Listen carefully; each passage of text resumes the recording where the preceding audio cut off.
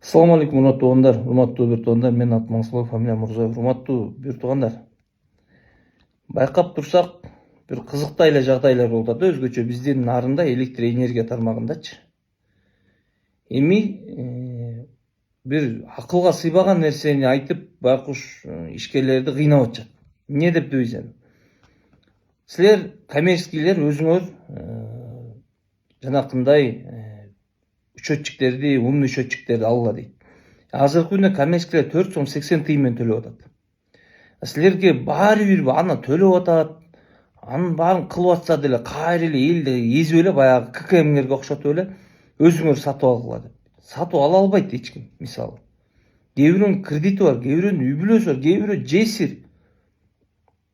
Анан силерге оюнчук алып келип эле 15 000 сомго алып ал, албасаң штраф салам деп ар кимди коркутуп, үркүтө бергенчи.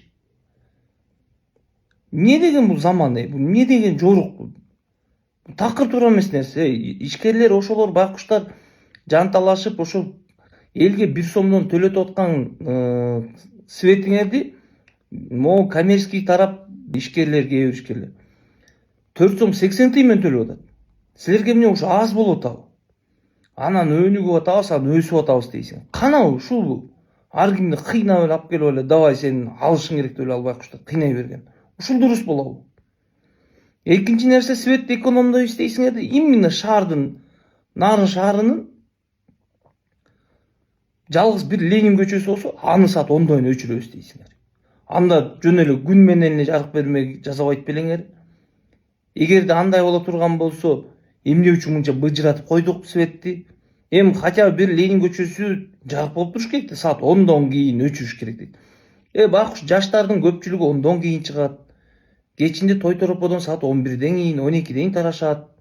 Анын баары эле бири менен бири сүзүшүп, талкаланып, көчөдөн өтүп бараткан каарда эчтеке пешоход көрүнбөйт экен адамдарды сүзүп, анан мындай коопсуздук деген маселе болобу бизде? Обязательно эле свет экономдойбуз, баарын экономдойбуз деп ушинтип салган болобу? Урматтуу энергетика министри, тез аранын ичинде ушул жана чечип бериңиздер. Байкуш ишкерлерди кыйнап алгыла дегениңерди токтоткула биринчи нерсе. Экинчи нерсе, могу шаардын светин саат 10-дон эмес, хотя 1-ге чейин күйгүзгүлө. Жаш балдар бар, жаштар бар. Жалгыз бир көчөбүз болсо, шаар деген статус турат. Анан шалпаңдатып эле бир айылга кылган мамилеңерди Нарынга кылгаңарды токтоткула. Бар болуңуздар, аман болуңуздар.